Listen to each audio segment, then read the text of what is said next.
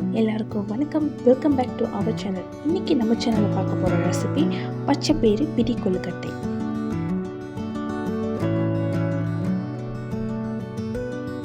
பிடி கொழுக்கட்டை செய்கிறதுக்கு இப்போ மாவு அரைச்சிக்கலாம். 2 கோலை பச்சரிசி எடுத்து நல்லா கழுவிட்டு ஊற வச்சுருங்க. ஊற வச்சுட்டு அதை வடிகட்டி ஒரு ஹவர் ஊற வச்சா போதும். வடிகட்டி ஒரு நல்ல துணியை விரித்து போட்டு நல்லா உலர விட்டுருங்க. உலர விட்ட பிறகு அதுக்கப்புறம் என்ன செய்கிறீங்கன்னா, பச்சைப்பயிரை எடுத்து ஒரு 1.5 கோலை பச்சைப்பயிரை எடுத்துக்கிங்க. எடுத்து நல்லா வறுத்த பிறகு அம்மியில் வச்சு ஒன்றும் பாதியமாக தட்டிக்கிங்க. அம்மியில் ஏன் வச்சு தட்ட சொல்கிறேன்னா, அப்போ தான் கொஞ்சம் ஒன்றும் பாதியமாக உடையும், கொஞ்சம் முழுசாகவும் இருக்கும்.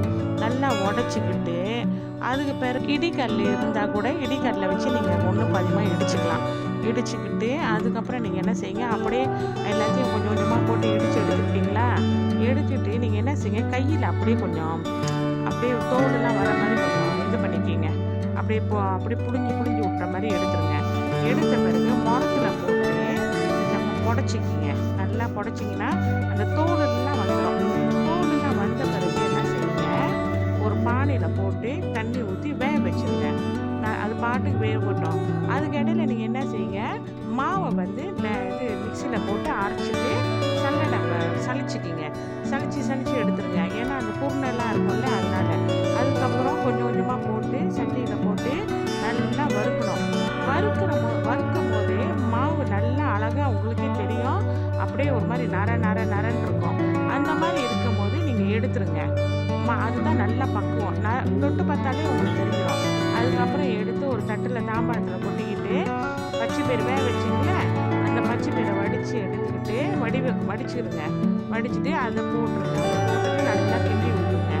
கிண்டிட்டு அதுக்கப்புறம் என்ன செய்யணும்னா, தேங்காய் பூ போட்டு நல்லா கொஞ்சம் போட்டுருங்க. தேங்காய் பூ ஒரு 1/2 முடி போட்டால் போதும், ஏன்னா ரொம்ப வேணாம். போட்டுட்டு அதையும் நல்லா ஒரு கட்டை வச்சுக்கிங்க. அந்த கட்டை கரண்டி இருக்குல்ல, அது மாதிரி வச்சு நல்லா கிண்டி விட்டுக்கிங்க. அதுக்கப்புறம் வெள்ளைச்சீனி எடுத்து நல்லா போட்டுக்கிங்க. வெள்ளைச்சீனிக்கு உங்களுக்கு தேவைக்கு அளவுக்கு வெள்ளைச்சீனி போட்டுக்கிங்க. அது வெள்ளைச்சீனி போட்டு நல்லா கையால் வச்சு நீங்கள் பிசைஞ்சு விட்டுக்கிங்க. நல்லா கிளறி விட்ருங்க, எல்லா இடத்துலையும் நல்லா போய் சேர்கிற மாதிரி. அதுக்கப்புறம் வந்து கருப்புச்சீனி போடுங்க. பிடி கொழுக்கட்டைக்கு கருப்புச்சீனி போட்டால் நல்லாயிருக்கும். அதனால் அதில் போட்டுக்கிங்க வியூவர்ஸ். கருப்புச்சீனி வந்து உங்களுக்கு தேவை அளவுக்கு போட்டுக்கிங்க. ஏன்னா கருப்புச்சீனி அவ்வளோ இனிப்பாக இருக்காதுல்ல, அதனால் கொஞ்சம் நிறையாவே போட்டுக்கிங்க. அப்போ தான் நல்லா ருசியாக இருக்கும். போட்டு நல்லா கையை வச்சு நல்லா கிண்டி விட்டுக்கிங்க. எல்லா இடத்துக்கும் படணும். அந்த சீனி வந்து எல்லா இடத்துலையும் போய் சரிக்கு சமமாக நல்லா போட்டு உலர்ற மாதிரி கிண்டி விட்டுருங்க. அதுக்கப்புறம் என்ன செய்யுங்கன்னா, ஒரு கோலையில் சுடு தண்ணி பிடிச்சி லேசாக உப்பு போட்டுக்கிங்க. உப்பை போட்டுக்கிட்டு தெளித்து பிணைஞ்சு விடுங்க. சும்மா புட்டுக்கு நம்ம தெளிப்போம்ல, அந்த மாதிரி தெளித்து பிணைஞ்சு விடுங்க. ஏன்னு கேட்டால், நீங்கள் மொத்தமாக ஊற்றிட்டிங்கன்னா ரொம்ப இதாக போயிடும். புட்டுக்கு எப்படி நம்ம போட்டு தானே தெளித்து தானே நம்ம அப்படியே உலர விட்டு இது பண்ணுவோம். அந்த மாதிரி செஞ்சு கடைசியாக ஒரு பக்குவம் புடி மாதிரி வரும். புடி மாதிரி வந்துருச்சுன்னா அதுக்கப்புறம் என்ன செய்யுங்க, இதை பார்த்துக்கிங்க, பிடிச்சி பாருங்கள். சரியாக பிடிக்கலையா, இன்னும் லேசாக தெளித்து விட்டுட்டு நல்லா வந்துருச்சா, மாவு மாதிரி நல்லா திரண்டு வரும் பாருங்கள். திரண்டு வந்த கையோட என்ன செய்யுங்க, அதை வந்து அந்த மாவை நல்லா பிணைஞ்சு எடுத்துக்கிங்க.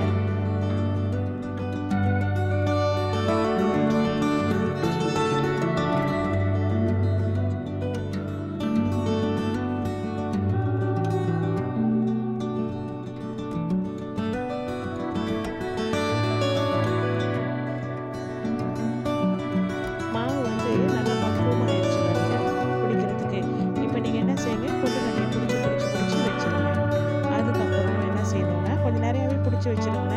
அதுக்கப்புறம் இட்லி பானை தட்டில் வந்து வெள்ளை துணி போட்டு கொழுக்கட்டையெல்லாம் நல்லா அடுக்கிட்டு,